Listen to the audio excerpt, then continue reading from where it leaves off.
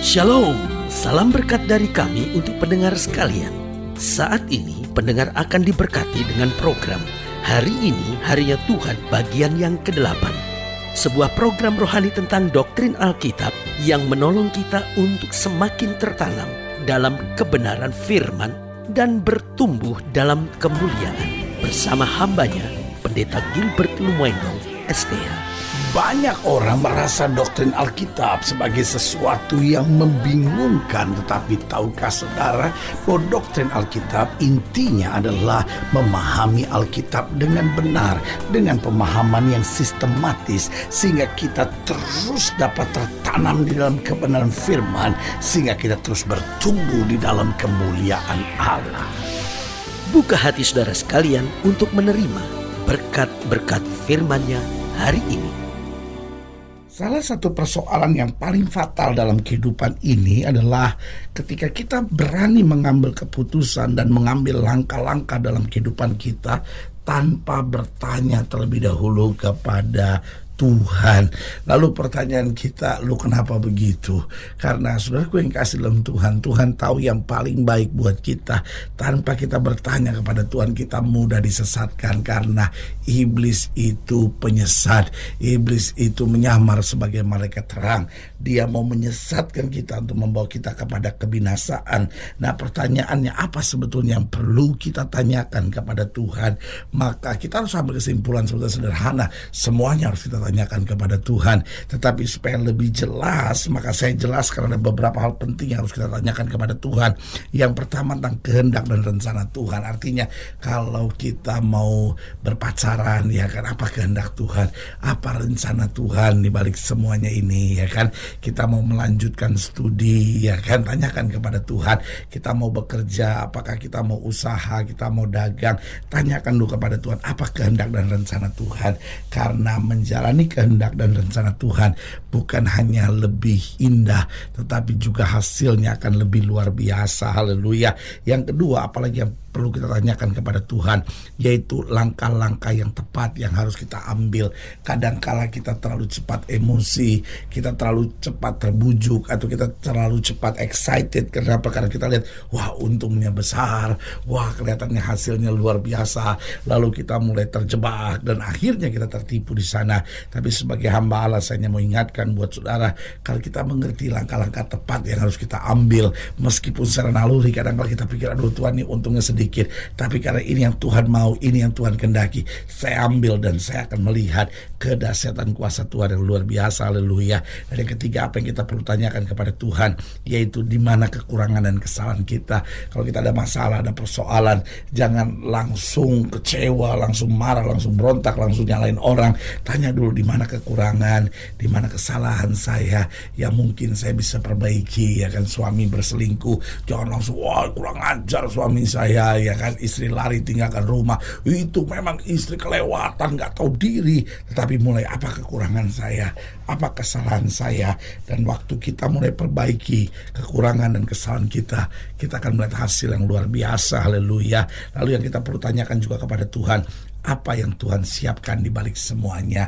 Waktu kita melewati perjuangan-perjuangan yang berat, tantangan-tantangan yang berat, tanggung jawab yang sukar, mulai tanyakan pada diri kita sendiri, apa sebetulnya Tuhan siapkan di balik semuanya ini, sehingga kita gak gampang putus asa, kita gak gampang kecewa. Karena Paulus berkata begini, bahwa penderitaan ringan yang kujalani sekarang akan mengerjakan kemuliaan yang kekal, yang jauh melebihi nilainya dari segala pengorbanan yang sudah aku berikan.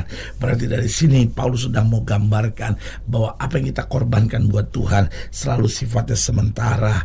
Apa yang kita korbankan buat Tuhan selalu sifatnya biasa. Tetapi apa yang Kristus berikan buat kita selalu dahsyat dan luar biasa. Haleluya. Selamat datang dalam program kita Hari Ini Harinya Tuhan, sebuah program rohani yang kembali mengingatkan kepada kita betapa pentingnya kita menjadikan firman Tuhan sebagai dasar dasar keseharian hidup kita. Karena selama kita jadikan firman Tuhan sebagai dasar keseharian hidup kita, langkah-langkah ke depan kita penuh dengan kepastian, kemenangan, berkat, mujizat, dan perkara-perkara besar. Haleluya. Dan di dalam program ini kita sedang membahas tentang bertanya kepada Tuhan. Karena saudaraku yang kasih dalam Tuhan, memang dalam segala hal hidup ini sebaiknya kita bertanya kepada Tuhan, minta pimpinan Tuhan, minta tuntunan Tuhan, sehingga kita tidak akan tersesat. Nah, saudaraku yang kasih dalam Tuhan, dalam pembahasan kita tentang bertanya kepada Tuhan, kita mau sama-sama belajar dari 1 Samuel pasal 23. 1 Samuel pasal 23 ayat yang pertama sampai ayat yang ke-13. Jadi kita mau sama-sama belajar dari 1 Samuel pasal 23 ayat pertama sampai 13 di bawah judul perikop Daud di Kehilah. Demikian firman Tuhan. 1 Samuel 23 ayat 1 sampai 13. Diberitahukanlah kepada Daud begini, ketahuilah orang Filistin berperang melawan kota Kehilah dan menjarah tempat-tempat pengirikan. Lalu bertanyalah Daud kepada Tuhan, apakah aku akan pergi mengalahkan orang Filistin itu? Jawab Tuhan kepada Daud, pergilah, kalahkanlah orang Filistin itu dan selamatkanlah Kehilah. Tetapi orang-orang Daud berkata kepadanya, ingatlah, sedangkan di sini di Yehuda kita sudah dalam ketakutan. Apalagi kalau kita pergi ke Kehilah melawan barisan perang orang Filistin. Lalu bertanya pula lah Daud kepada Tuhan. Maka Tuhan menjawab dia firman-Nya, bersiaplah, pergilah ke Kehilah, sebab aku akan menyerahkan orang Filistin itu ke dalam tanganmu. Kemudian pergilah Daud dengan orang-orangnya ke Kehilah. Ia berperang melawan orang Filistin itu. Dihalaunya ternak mereka dan ditimbulkannya kekalahan besar di antara mereka. Demikianlah Daud menyelamatkan penduduk Kehilah. Dan ketika Abiatar bin Ahimelek melarikan diri kepada Daud ke Kehilah, ia turun dengan membawa efod di tangannya. Kepada Saul diberitahukan bahwa Daud telah masuk Kehilah. Lalu berkatalah Saul, Allah telah menyerahkan dia ke dalam tanganku, sebab dengan masuk ke dalam kota yang berpintu dan berpalang, ia telah mengurung dirinya. Maka Saul memanggil seluruh rakyat pergi berperang ke Kehilah dan mengepung Daud dengan orang-orangnya. Ketika diketahui Daud bahwa Saul berniat jahat terhadap dia, berkatalah ia kepada Imam Abiatar, bawalah efod itu kemari. Berkatalah Daud, Tuhan Allah Israel, hambamu ini telah mendengar kabar pasti bahwa Saul berikhtiar untuk datang ke Kehilah dan memusnahkan kota ini. Oleh karena aku akan diserahkan oleh warga kota Kehilah itu ke aku ke dalam tangannya. Akan datangkah Saul seperti yang telah didengar oleh hambamu ini? Tuhan Allah Israel beritahukan kiranya kepada hambamu ini. Jawab Tuhan, ia akan datang. Kemudian bertanyalah Daud, akan diserahkan oleh warga kota Kehilah itu ke aku dengan orang-orangku ke dalam tangan Saul? Firman Tuhan, akan mereka serahkan. Lalu bersiaplah Daud dan orang-orangnya, kira-kira 600 orang banyaknya. Mereka keluar dari Kehilah dan pergi kemana saja mereka dapat pergi. Dan apabila kepada Saul diberitahukan bahwa Daud telah meluputkan diri dari Kehilah, maka tidak jadilah ia untuk maju berperang.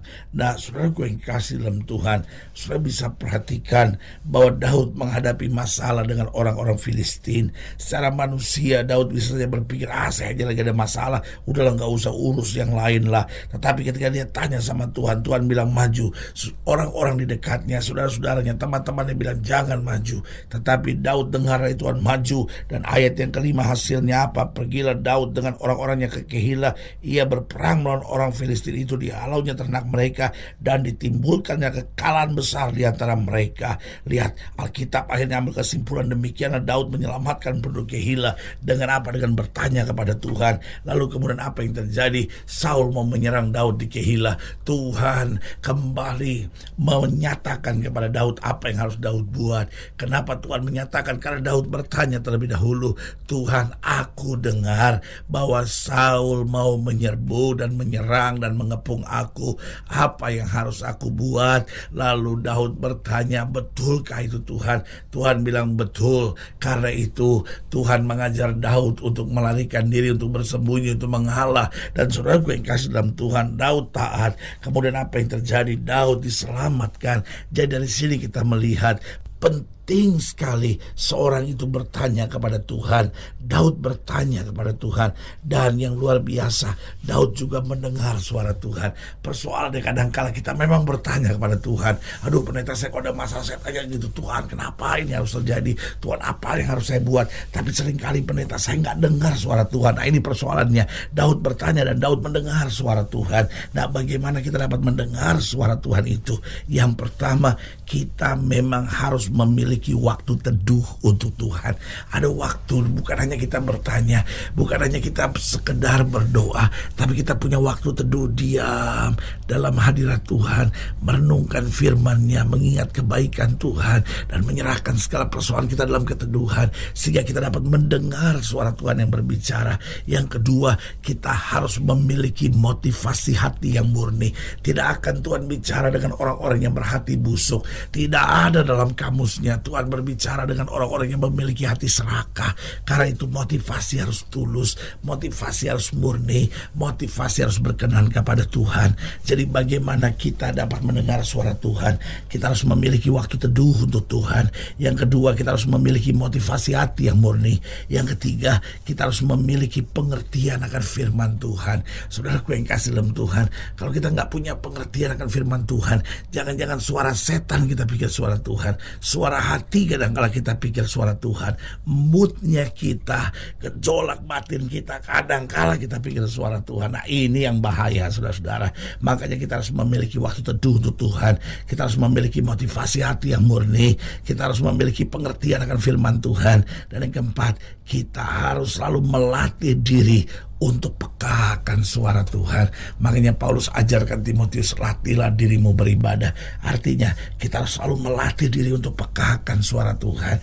Karena makin kita peka akan suara Tuhan, makin kita dapat mendengar suaranya dengan jelas. Saudara yang kekasih dalam Tuhan, kita perlu mendengar suara Tuhan. Haleluya. Kalau saudara ingin dilayani lebih jauh, hubungi kami melalui telepon, hubungi kami melalui surat, kunjungi website kami. Karena kami ada untuk membawa Bapak Ibu saudara senantiasa lebih dekat pada Tuhan dan mengalami kasih kuasa mujizat yang luar biasa. Secara khusus melalui program ini juga saya mau berdoa buat setiap orang sakit, setiap orang berbeban berat, karena saya percaya bahwa bagi Allah tidak ada perkara yang mustahil. Nah saudara-saudara yang didoakan secara khusus, boleh taruh tangan kanan saudara di dada dan kita akan berdoa. Mari kita berdoa. Bapa, dalam nama Yesus, hamba doa buat yang sakit, hamba doa buat yang berbeban berat, hamba doa untuk setiap mereka yang sedang menghadapi masa-masa yang sukar, karena hamba percaya bahwa bagi Allah tidak ada perkara yang mustahil. Bapa, hamba berdoa di dalam nama Yesus, Tuhan jamah, yang sakit Tuhan sembuhkan, yang lemah Tuhan kuatkan, yang susah Tuhan hiburkan, yang jatuh Tuhan angkat, sehingga hari-hari yang penuh kemenangan boleh berlaku di dalam nama Yesus. Bapa, lihat juga mereka yang taruh tangan kanannya di dada, mereka yang ingin pekakan suara Tuhan untuk berjalan kehendak Tuhan. Di dalam nama Yesus kami berdoa. Haleluya. Amin. Saudara yang kekasih dalam Tuhan, kita sudah berdoa. Ingat, Allah tidak pernah lalai menepati janjinya. Inilah saatnya buat kita untuk bangkit bersemangat, bersuka cita dalam menghadapi segala perkara. Karena kita tahu Yesus hidup, Yesus berkuasa, dan selalu menyediakan yang terbaik buat anak-anaknya. Doa saya menyertai saudara. Sampai berjumpa pada program berikut, dan jangan lupa jadikan hari ini harinya Tuhan. Haleluya.